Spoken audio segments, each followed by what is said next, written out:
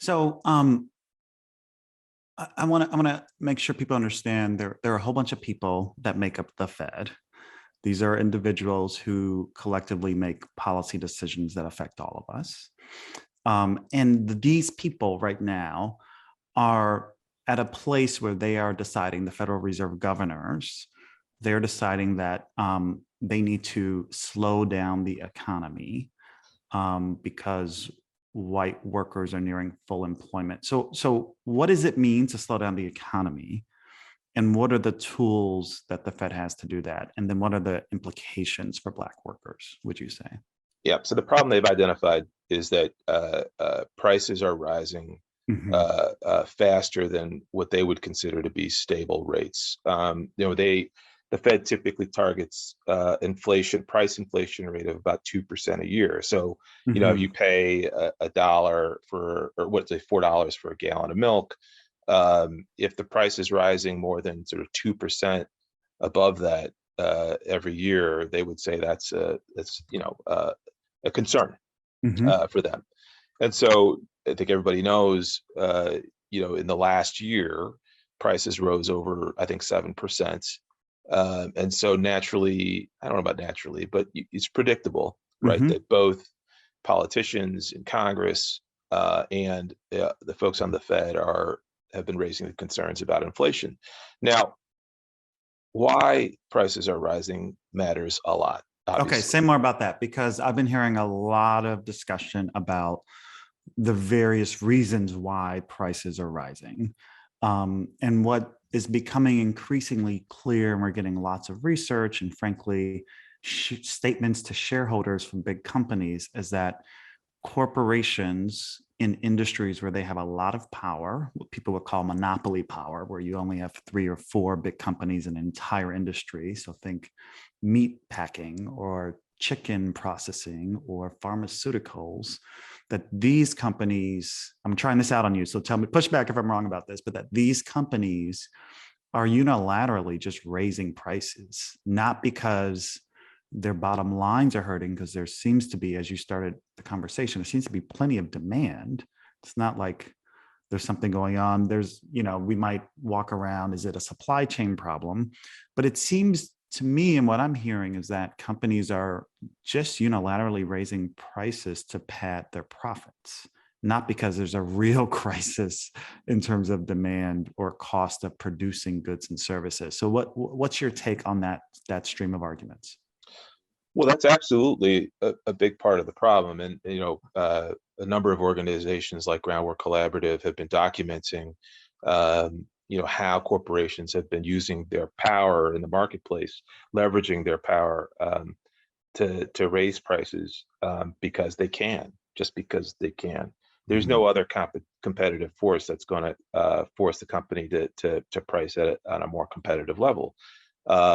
This is happening in the shipping industry. I think we're going to hear more, from the president tonight during the State of the Union about the problem, the concentration of companies. There's very few companies that are really responsible for shipping goods, over, from China and elsewhere.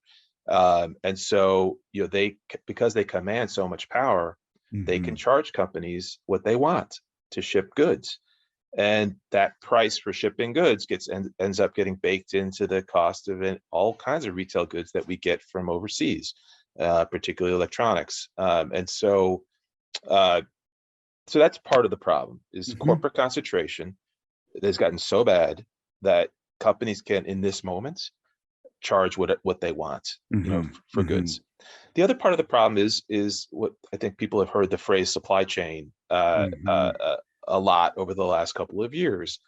But because of the pandemic, there have been breakdowns in getting products in a timely fashion that manufacturers need to create goods and Mhm. sometimes to deliver services. Again, some of this has to do with the concentration problem without having a diversity of companies Mhm. to create the kind of inputs you need.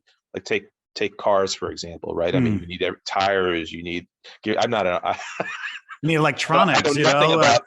cars are like computers now. And exactly. there's like a problem with, I guess, the chip manufacturers and the chips needed for the cars getting onto the big boats to get to the factory to get, so a lot of the drive in inflation has to do with that industry because partly of the supply chain problem as you've been describing, it seems. You know more about making cars than I do, but that's exactly right.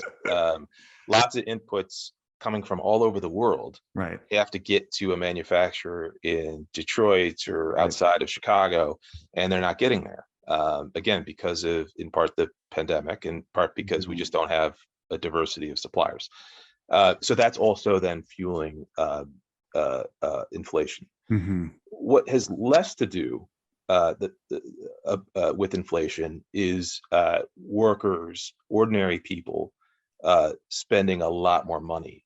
Mm. Typically, when the Fed or others raise the concern of inflation, um, it's almost like taken as an assumption, right? That inflation is an indicator that people have too much money, and Mm. they're spending more money than there are goods and services.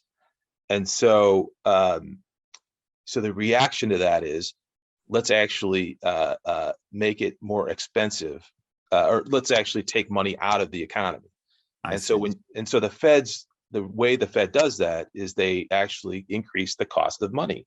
So when you go to borrow money for Uh, to buy a car, right. uh, usually the bank will, or the dealer, whoever you're buying it from, will say, well, we'll loan you, $5,000, $10,000, but you're going to pay, 3%, 4%, Mhm. whatever the number is, over the life of the loan, to borrow from me to buy this car.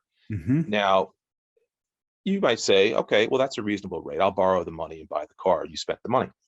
Now, if the rate was 5% or the rate Mm. was 6%, you may choose otherwise, and you're not going to Mhm. actually spend that money. And so, what the Fed does is it basically controls the rate that banks charge each other for borrowing money, and then that rate sort Mhm. of ripples through the economy. So essentially, they can control the price of money, and by I controlling the price see. of money, they basically can encourage people to stop spending money, like in this example about buying a car, and that's what they're going to do.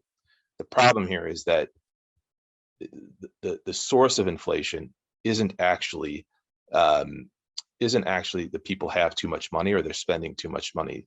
The problem has much more to do, as we said before, corporate power. So Uh, pause there. Pause there. Because okay, so you're helping me understand. So the problem isn't that people have too much money. The problem is that companies are just like, yo, people are spending so we can get more profits and get richer and become billionaires because people are willing to spend this money. And then the Fed creates a solution that doesn't match the problem, is what I'm hearing you say.